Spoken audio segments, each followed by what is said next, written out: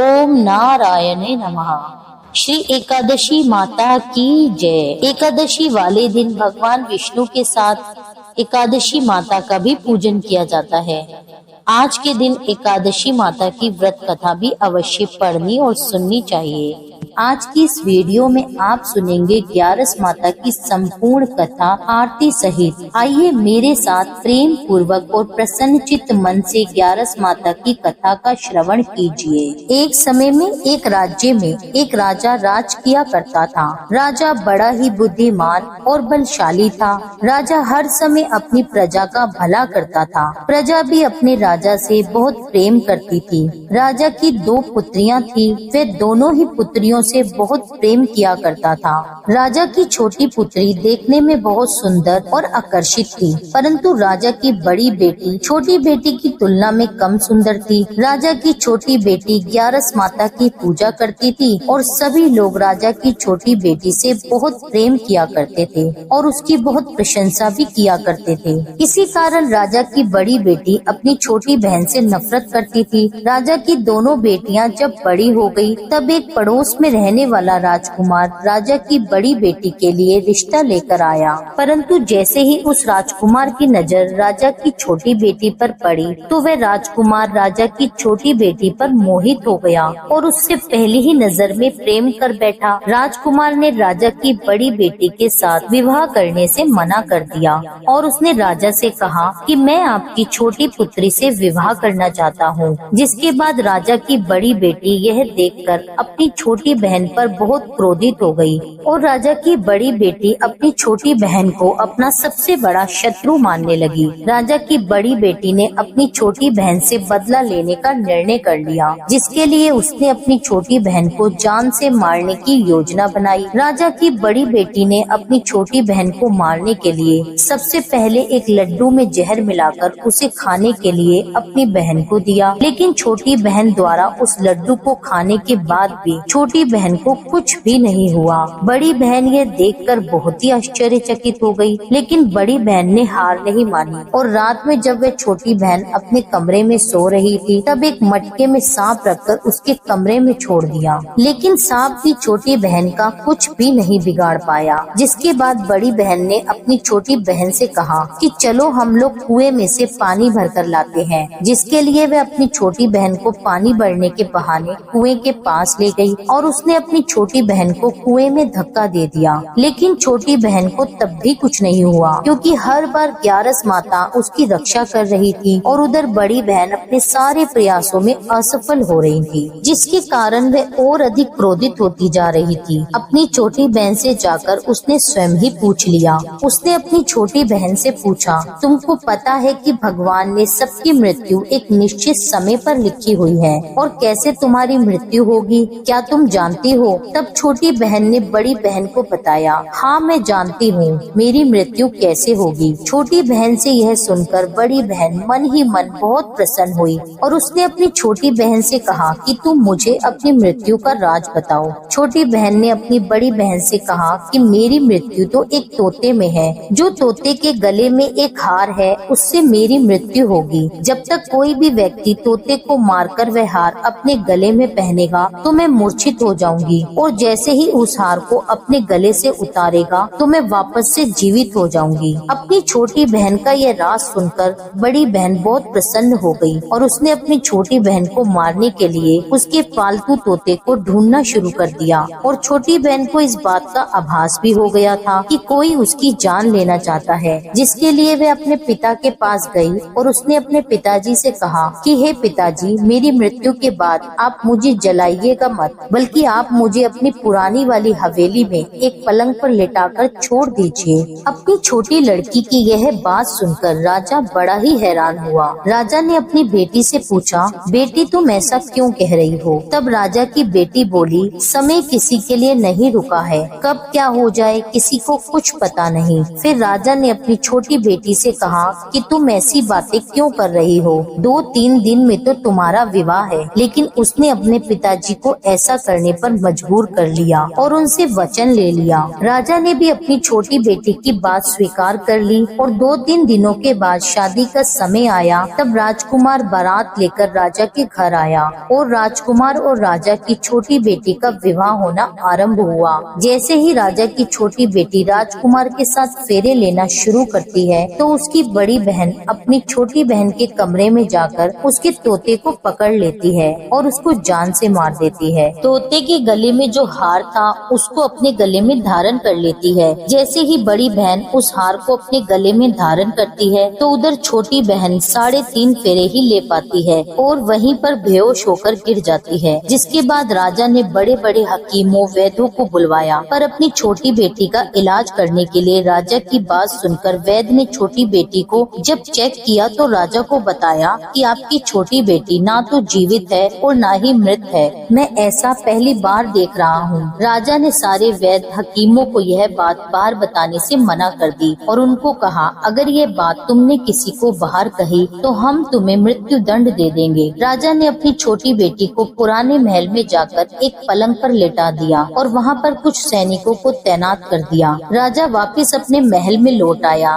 राजा की बड़ी बेटी अपने पिताजी के पास आई और कहने लगी, पिताजी, अगर ये शादी संपन्न नहीं हुई तो आपकी इज्जत का क्या होगा? आप कहें तो मैं आपकी इज्जत बचाने के लिए राजकुमार से विवाह करने के लिए तैयार हूँ। जिसके बाद राजा ने अपनी बड़ी बेटी की बात मान ली और राजा ने अपनी बड़ी बेटी को छोटी बेटी का जोड़ा पहनाकर विवाह मंडप में बिठा दिया। परंतु राजकुमार ये जान गया कि ये राजा की छोटी बेटी नहीं है बल्कि ये राजा की बड़ी बेटी है। लेकिन जब राजकुमार ने विवाह करने से मना किया तो सभी लोगों ने राजकुमार को विवश करके बचे हुए फेरों को संपन्न करा दिया और विवाह करवा दिया। जिसके बाद राजकुमार राजा की बड़ी बेटी को अपने साथ महल में ले गया। अब राजकुमार राजा की बड़ी बेटी से न तो बात किया करता था और न ही उसको पसंद करता था। राजकुमार ने ये फैसला लिया था कि वह अपनी प्रेमिका को ढूंढ कर रहेगा और यह जान कर रहेगा कि उसके साथ क्या हुआ है। एक दिन राजकुमार अपने घोड़े पर सवार होकर राजा के पुराने महल के पास पहुंच गया, जहां पर उसने कुछ सैनिकों को देखा। महल के पास पहुंचकर राजकुमार ने ध्यान से देखा तो वह समझ गया कि यह तो हमारे ससुर जी का महल है। तब राजकुमार ने सैनिकों से पूछा कि तुम लोग यहाँ क्या कर रहे हो और इस महल के अंदर उस पलंग पर कौन लेटा है? जिसके बाद सैनिकों ने बताया कि यहाँ पर राजा की छोटी बेटी है। यह सुनकर राजकुमार बहुत ही प्रसन्न हुआ और वह तुरंत अपनी प्रेमिका के पास पहुँच गया और उसकी सेवा करने लगा। जैसे ही रात हुई तो राजा की छोटी बेटी उठकर खड़ी हो गई। राजकुमार ये देखकर बहुत खुश हो गया और उसने उससे पूछा कि तुम यहाँ क्या कर रही हो? तुम मेरे साथ मेरे महल में चलो। राजा की छोटी बेटी ने राजकुमार को सारी बातें बता दी कि मेरी जान एक तोते में बसी थी और मैंने यह बात सिर्फ अपनी बड़ी बहन को बताई थी और मैं जानती हूँ कि उसने ही मुझे मारने का प्रयास किया है। उसके पास एक हार है जिसको वह सुबह पहन लेती है और शाम में उतार देती है। जब तक वह हार सुबह के समय पहनी रहती है तब तक मैं मूर्छित रहती हूँ और जैसे ही वह हार को उतार देती है तो मैं जीवित हो जाती हूँ और जब तक मेरी बड़ी बहन के पास वह हार है तब तक मैं ऐसे ही जीवित और मूर्छित होती रहूंगी। अगर मेरी बड़ी बहन के पास जो हार है वह मेरे हाथ में लग जाए तो मैं हमेशा के लिए जीवित हो जाऊंगी। राजकुमार ने यह बात सुनकर राजा की छोटी बेटी के पास रहने का निश्चय कर लिया और उसने बचे हुए सारे फेरे उस पलंग में लेटी राजा की छोटी बेटी के साथ लिए और अपना विवाह उसके साथ पूर्ण कर लिया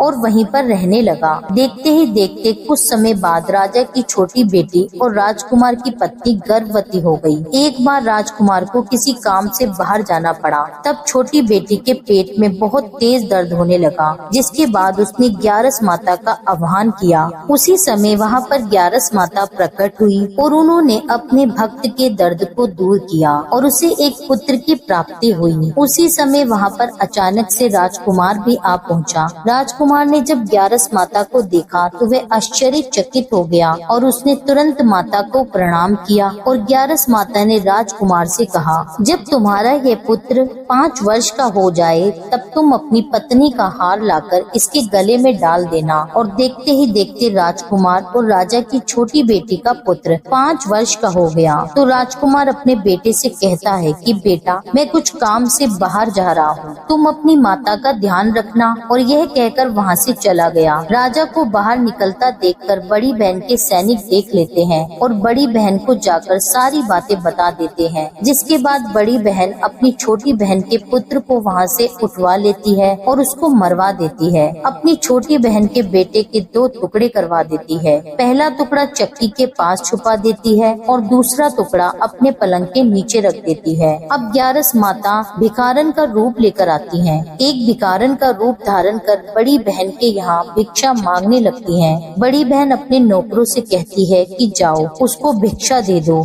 लेकिन जैसे ही नौकर ग्यारस माता को भिक्षा देने के लिए आते हैं तो माता उनसे भिक्षा लेने के लिए मना कर देती है और कहती है कि जाओ मैं तुम्हारी महारानी से ही भिक्षा लूंगी। जिसके बाद बड़ी बहन स्वयं भिक्षा देने के लिए माता के पास आती है। तब माता एक बिल्ली का रूप लेकर उसके कमरे में चली जाती है और वहाँ पर छोटी बेटी के पुत्र के 2 टुकड़ों को आपस में जोड़ देती है और उसे जीवित कर देती है। उसे वहाँ से ले जाती है। राजकुमार अपने पुत्र को लेकर अपनी पत्नी के पास जाता है और उससे कहता है कि तुम इसका ध्यान रखना। अगर तुम इस बच्चे का ध्यान अच्छे से रखोगी तो मैं तुमसे बात करूँगा। एक दिन राजकुमार अपने पुत्र से कहता है कि तुम मम्मी के गले का हार मांग लो। जिसके बाद राजकुमार का बेटा मम्मी के पास जाकर कहता है कि मम्मी मुझे तुम्हारा हार चाहिए। यह सुनकर पहले तो बड़ी बहन बहुत ही क्रोधित होती है। फिर उसको ये याद आता है कि राजकुमार ने कहा था अगर मैं इस बच्चे का ध्यान अच्छे से रखूंगी तो वह मुझसे बात करेंगे। जिसके कारण वह हार उस बच्चे को दे देती है और वह तुरंत हार ले जाकर अपने पिताजी को दे देता है। और तभी राजकुमार अपने बेटे को लेकर वहाँ से जाने लगता है तो उसकी पत्नी से कहता है कि तुम हमारे लिए खाना बनाकर रखना, मैं शाम को आकर तुम्हारे साथ खाना खाऊंगा। और वह अपने बेटे को लेकर वहाँ से चला जाता है और वह राजा के पास जाकर सारी बात राजा को बता देता है। राजा अपनी बड़ी बेटी की इस करतूत को सुनकर बहुत ही क्रोधित होते हैं और अपनी परवरिश पर शर्मिंदा होते हैं और दोष देने लगते हैं और राजकुमार को अपनी छोटी बेटी के साथ रहने का आदेश देते हैं। इस प्रकार ग्यारस माता और एकादशी माता की कृपा से राजकुमार और राजकुमारी खुशी खुशी अपना जीवन व्यतीत करते हैं। बोलिए ग्यारस माता की जय। हे ग्यारस माता, जिस प्रकार अपने राजकुमार और राजकुमारी के परिवार की रक्षा करी, उसी प्रकार से कथा कहने, सुनने और हुंकारा भरने वाले सभी के परिवारों की रक्षा करना। एकादशी माता की कथा। ओम जय एकादशी माता, जय एकादशी माता। विष्णु पूजा व्रत को धारण कर शक्ति मुक्ति पाता। ओम जय एकादशी माता, तेरे नाम गिनाऊं देवी, भक्ति प्रदान करनी, गण गौरव की देनी माता, शास्त्रों में वरनी। ओम जय एकादशी माता। मार्गशीर्ष के कृष्ण पक्ष की उत्पन्ना, विश्व तारिणी जन्मी, शुक्ल पक्ष में हुई मोक्षदा, मोक्षदाता बन आई। ओम जय एकादशी माता। पोष के कृष्ण पक्ष की सफला नामक है, शुक्ल पक्ष में होए पुत्रदा, आनंद अधिक रहे। ओम जय एकादशी माता। नाम शटिलता माघ मास में कृष्ण पक्ष आवे, शुक्ल पक्ष में जया कहावे, विजय सदा पावे। ओम जय एकादशी माता। विद्या फागुन कृष्ण पक्ष में शुक्ला आमल की, पाप मोचनी कृष्ण पक्ष में चैत्र महाबली की। ओम जय एकादशी माता।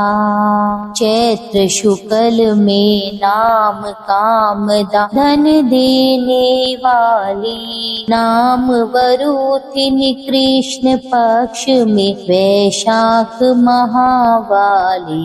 ओम जय एकादशी माता। शुक्ल पक्ष में होए मोहिनी अपरा ज्येष्ठ कृष्ण पक्षी, नाम निर्जला सब सुख करनी शुक्ल पक्ष रखी। ओम जय एकादशी माता।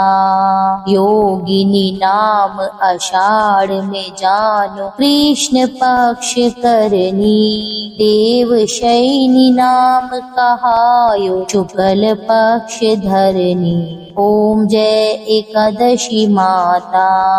कामिका श्रावण मास में आवे कृष्ण पक्ष कहिए, श्रावण शुक्ला होए पवित्र आनंद से रहिए। ओम जय एकादशी माता। अजाभाद कृष्ण पक्ष की परिवर्तनी शुक्ला, इंदिरा आश्विन कृष्ण पक्ष में व्रत से भव सागर निकला। ओम जय जय एकादशी माता। पंपकुशा है शुक्ल पक्ष में आप हरनहारी, रमा मास कार्तिक में आवे सुखदायक भारी। ओम जय जय एकादशी माता। देवोत्थानी शुक्ल पक्ष की दुख नाशक मैया, पावन मास में करु विनती पार करो नैया। ओम जय एकादशी माता। परमा कृष्ण पक्ष में होती जन मंगल करती, शुक्ल मास में होए पद्मिनी दुख दरिद्र हरणी। ओम जय एकादशी माता। जो कोई आरती एकादशी की भक्ति सहित गावे, जन गुरुदिता स्वर्ग का वासा निश्चय वह पावे। ओम जय एकादशी माता। यह थी एकादशी माता की संपूर्ण कथा और आरती सहित। उम्मीद करती हूँ यह वीडियो आपको पसंद आया होगा। कथा अच्छी लगी हो तो इसके लिए मेरे चैनल को सब्सक्राइब कर लीजिए। वीडियो को लाइक करके कमेंट में लिख दीजिए 11 माता की जय। मिलती हूँ आपसे एक अगली वीडियो में, तब तक के लिए जय श्री राधे।